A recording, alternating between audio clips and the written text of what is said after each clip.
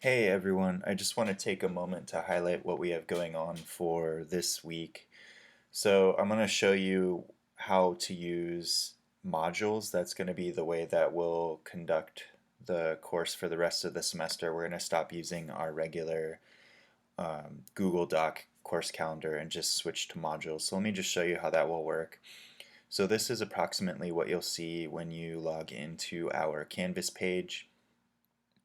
So we have this nice beautiful image of a nebula. I have a link to the course syllabus. And then I've included a video that if you haven't already watched, I recommend that you watch, that offers some really good tips for becoming a successful student in an online learning environment, which is much different than a standard face-to-face learning environment. So if you haven't already watched that, go ahead and do so and take those tips into consideration. So on the left-hand side, we have a toolbar. We have the Home tab, we have Syllabus, we have Modules, we have Announcements, and we have Grades. I'm going to go ahead and focus on Modules, like I said, so I'm going to click on that. So this is what you should see so far. I'm going to be populating this with the rest of the semester in the coming days. So week 10, which was last week, you guys submitted draft 1 of Major Essay Project 2. And just a note, I'll be going through those this week and providing a little bit of feedback, so hang tight on that. But this week, week 11, we have a reading from Everything's an Argument, Chapter 17, Academic Arguments, pages 405 through 421. So I'm going to go ahead and click on this. And you should see here 2 reading response questions for this particular reading. So as you read through this section, chapter 17, you want to make sure you have a pen or a pencil in hand so you can annotate, underlining things that stand out to you as interesting, important, or confusing.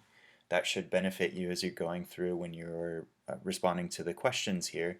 So we only have 2 reading response questions, but you'll notice question 2 is a little bit involved because it's asking you to go through each of the subheadings, or they provide, Lunsford and Ruskevich provide several suggestions for how to create academic arguments. So you go through that, and for each one you're going to essentially characterize what the main concepts are for each of those subheadings.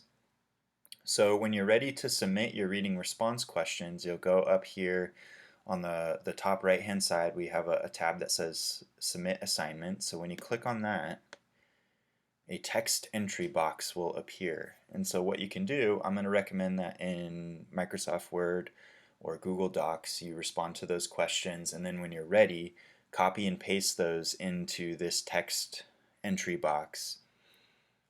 And then you'll go ahead and just click the Submit Assignment button here. And that's how you're going to complete the reading response questions.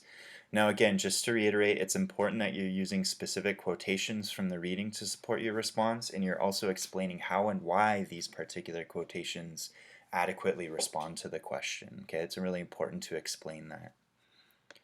And that should do it for this week. I'll be in contact with everyone through announcements and messages through Canvas. So look out for those. Again, we want to make sure that we're logging into Canvas frequently. That's going to be the primary interface for conducting the rest of the semester. So if we haven't already done so, been getting in the habit of checking Canvas on a frequent basis, you're going to want to do that. All right, everyone.